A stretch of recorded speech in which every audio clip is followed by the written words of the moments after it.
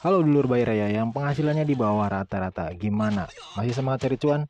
Kali ini saya akan merangkum film yang lumayan jadul. Mungkin pada waktu itu saya belum lahir. Oke, langsung saja ke alur ceritanya ke Cerot.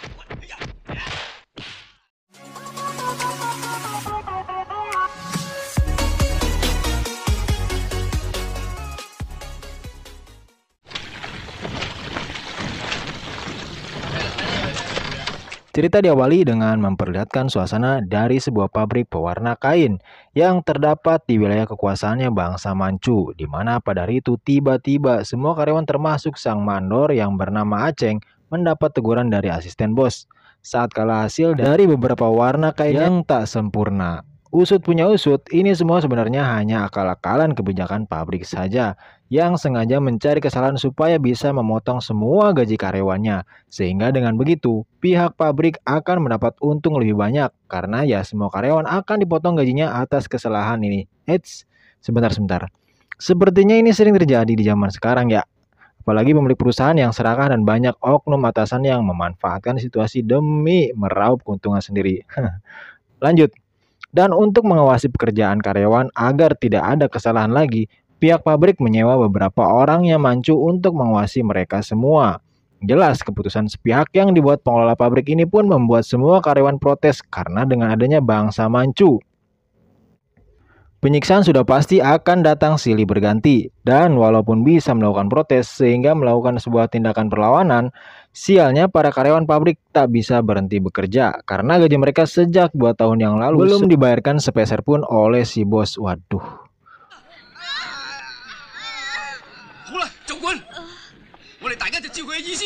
Usai menyelesaikan pekerjaannya, mereka semua berkumpul, lalu berdiskusi memikirkan bagaimana caranya agar gaji mereka tetap dibayarkan sepenuhnya.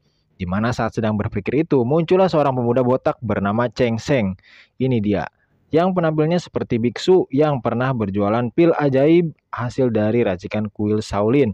Di mana Chen Seng ini ternyata adalah adiknya si Aceng.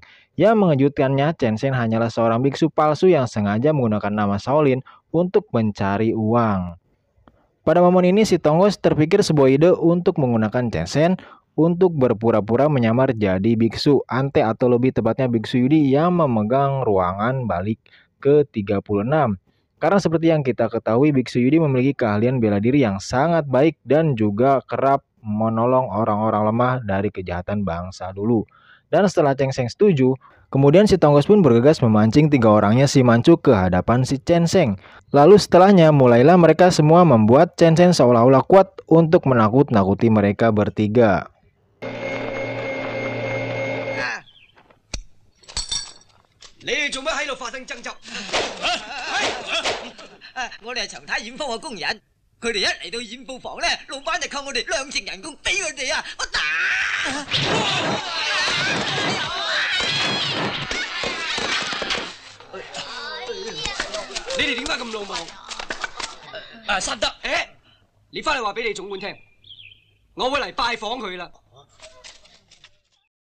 Takut pabriknya akan diobrak-abrik oleh Chen Seng, 3 orang mancu tersebut langsung memberitahukan masalah ini ke asisten. Dan saat mendengar nama biksu Yudi ikut campur, asisten cukup ketar-ketir. Kemudian datanglah kemari Chen Seng beserta para pekerja pabrik yang protes. Di mana kali ini mereka semua di sini bersandiwara, yang pada akhirnya membuat asisten takut dan nantinya asisten akan memikirkan dengan cepat untuk tidak jadi memotong gaji karyawan.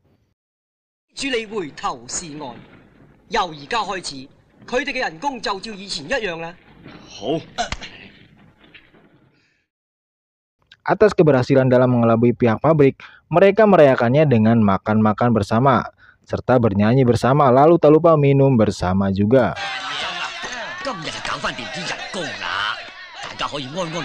Mari saya perkenalkan, ini adalah si Jono, sosok dari pemilik pabrik yang dikenal cukup licik tapi juga lumayan hebat dalam seni bela diri kungfu. Dan ketika mengetahui biksu Yudi ada di desa, membuat si Jono cukup curiga karena sepengetahuannya biksu tersebut selalu sibuk melatih muridnya di kuil biksu. Untuk menjawab rasa penasarannya, Jono pun mengutus anak buahnya untuk membawa pesan ke hadapannya. Lalu saat sudah berhadapan, si Jono langsung paham bahwa biksu tersebut bukanlah biksu asli. Alhasil semua penyamaran mereka terbongkar. 你嘅內家功夫勁到又係點㗎？玩嚟睇下。我唔係叫你打佢哋，係叫你打我啊！嚟啊！黃施主，我哋僧人以和為貴。你三德嘅輕功叻成咁，你哋都睇唔到。三德，衰仔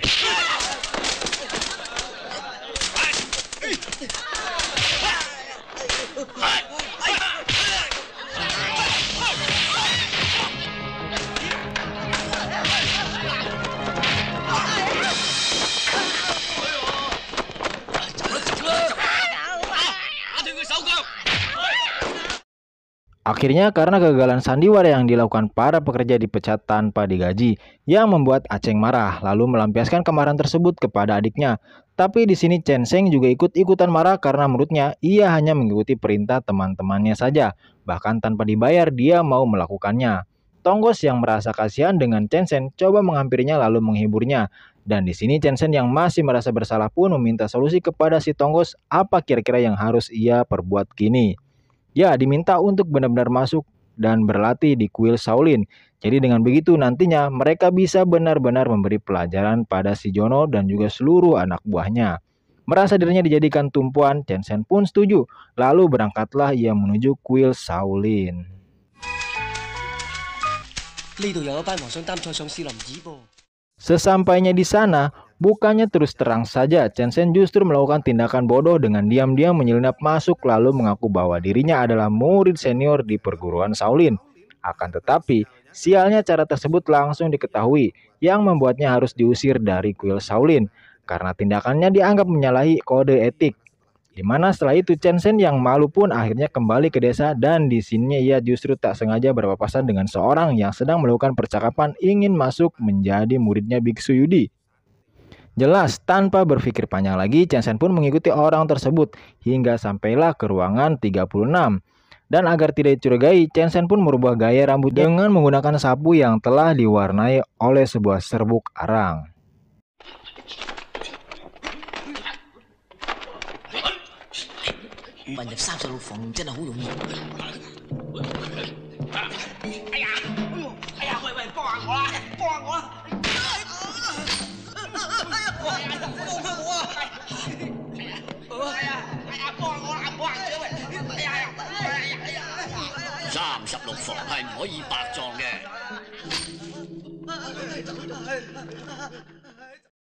Tak ingin gagal karena harus melewati banyak rintangan, Chen Sheng lagi-lagi pakai jurus andalan yaitu berpura-pura. Dan kepura-puraannya kali ini, ia mengaku berasal dari Shaolin Utara. Lalu tujuan dia datang kemari hanyalah ingin melihat latihan kungfu yang ada di bilik 36.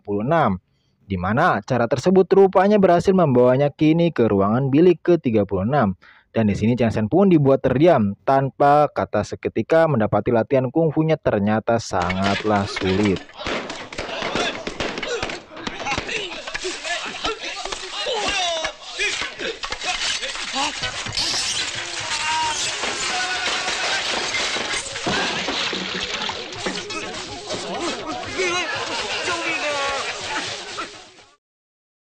Ya, inilah sosok yang berperan jadi Biksu Yante atau Biksu Yudi. Dan saat mengetahui dialah orang yang dicari, Chen Sheng pun ingin melamar jadi muridnya. Tapi karena dari tadi Chen Sheng menggunakan cara curang, sang biksu pun tak lantas langsung menerima, melainkan memberikan sebuah hukuman.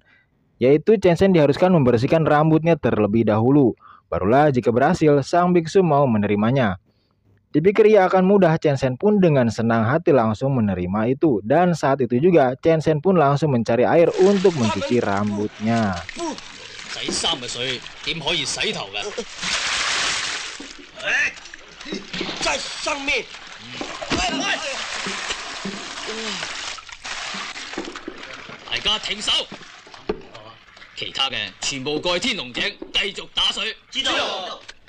哎呀，借东给我，借东给我啊！借东给我！哎呀！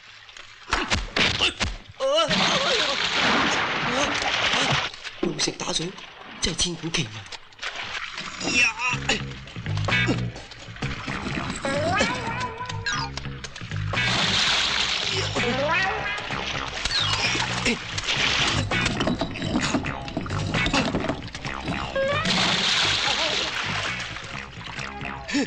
Sampai waktu berganti ke malam hari, Chen Zhen terus melakukan itu yang akhirnya menemukan juga hingga bersih rambut palsunya tersebut.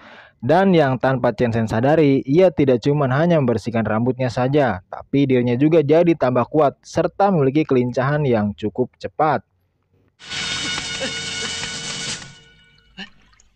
乾淨晒。 Berpikir akan langsung diangkat jadi murid, ternyata Chen Zhen salah karena pada faktanya si biksu mengetahui bahwa rambutnya Chen Zhen adalah rambut palsu. Dan sekali lagi, jika Chen Zhen berniat ingin jadi muridnya, Chen Zhen harus menjalani hukuman lagi. Yang kali ini hukumannya adalah membuat sebuah perancak di sekeliling ruangan ini. Dimana karena Chen Zhen benar-benar niat, Chen Zhen pun langsung setuju dan ia diberikan waktu sampai 3 bulan untuk menyelesaikannya.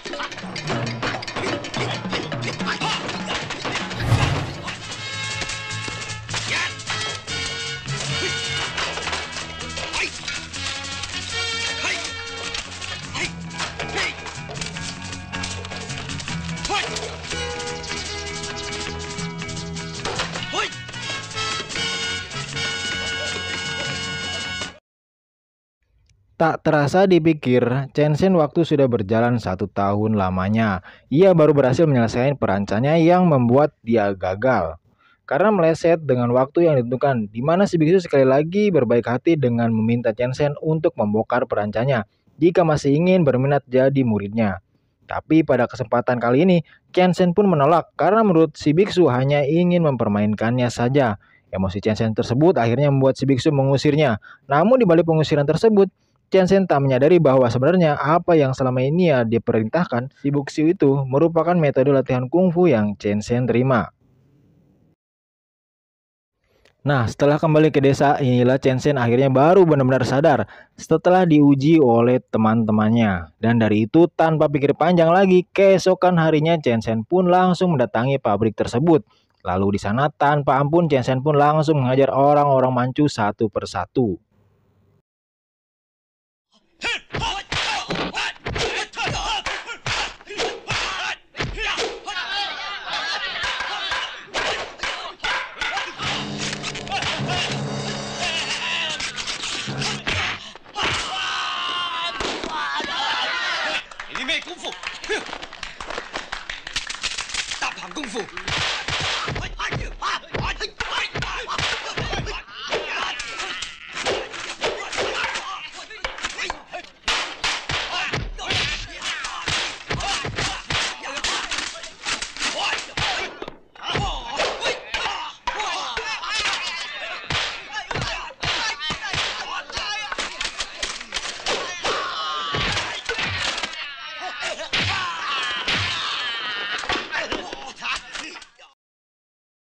Setelah berhasil mengalahkan beberapa antek-anteknya, si Jono akhirnya pun muncul yang membuat Chen Zhen langsung menggiringnya ke sebuah bangunan.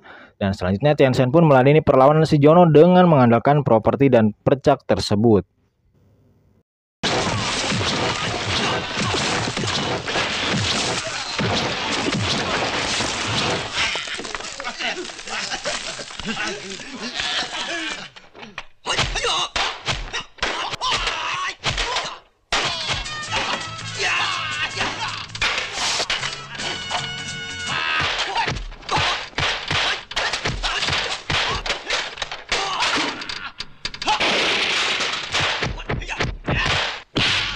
Singkatnya, lewat serangan bertubi-tubi, Chen Zhen akhirnya berhasil membuat si Jono mengakui kekalahannya. Dan sebelum film ditutup, Chen Zhen meminta si Jono untuk membayar semua gaji mantan karyawannya yang tentu saja langsung dikabulkan oleh si Jono. Dan film pun tamat. 記住，以後唔准你黑嗰啲工人。黃老闆，你真係回頭是岸喎。黃老闆，你要記住啊，加翻晒10成人工俾佢哋至好啊。好啦。Ending yang sangat mentong-samcongkan. Ya, film-film jadul emang agak ya gak ada obatnya lah pokoknya. Gimana? Mau lanjut merangkum film jadul lainnya? Jangan lupa tulis di kolom komentar ya. Oke lur, jangan lupa juga tonton video-video saya yang lainnya dan tentu saja subrek. Terima kasih.